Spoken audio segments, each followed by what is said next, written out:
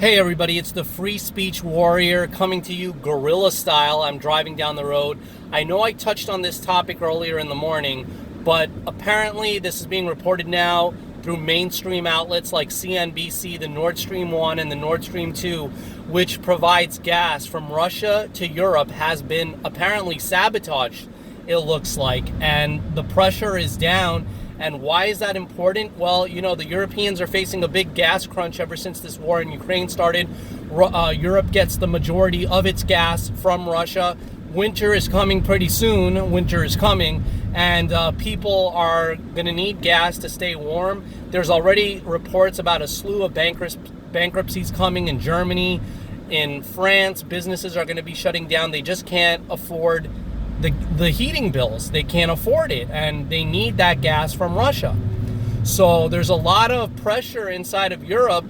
People are saying, patch things up with Putin. What are we going to do with a destroyed Ukraine when, what's the point? That's what people are asking. They want to stay warm in the winter, as any normal person would. And I think European people, just like most rational people, would want to stay warm this coming winter. So with those two pipelines sabotaged, you have to ask yourself, who benefits? Who benefits from this situation? And it looks like the United States will benefit from this situation, because the Europeans, even if they go and patch things up with Russia, it's not like they're going to be able to get gas out of the pipes, right? So perhaps it's a preventative measure. I mean, this is all my speculation here. Perhaps it's a preventative measure by the United States to keep Russian gas from flowing to Europe and keep the Europeans from patching things up with Russia in hopes that they get the gas. And I mean, some are blaming Russia, some are blaming Ukraine. Perhaps, I don't even know if Ukraine has the capability of doing something like that, because these pipes, from what I understand, are far deep under the water, and you would require, quite a bit of capability to go down underneath the water. So also, as you know, this morning we touched upon the fact that the pre-market, it was up, but now all of a sudden it went down. There's a great journalist. His name is Gerald Celente. He's a trends researcher, trends forecaster. He says when all else fails, they take you to war. So even though the Dow Jones and the S&P and the NASDAQ were all up pre-market, right now they're down.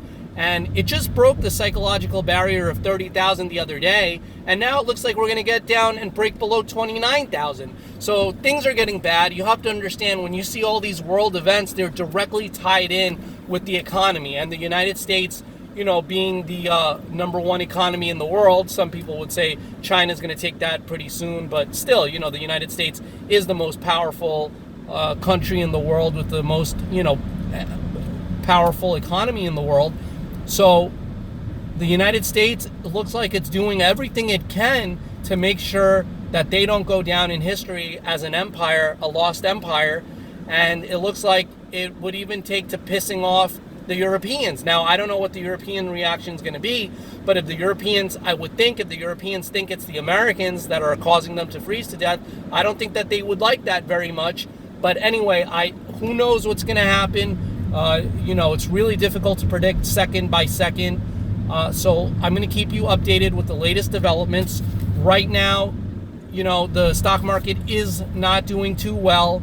So let's keep an eye out on that as well. And I just wanted to get this video out to you as soon as I could. Thank you so much for watching. Please like and subscribe if you like these updates. I will continue to provide you updates. And thank you so much for listening to the Free Speech Warrior.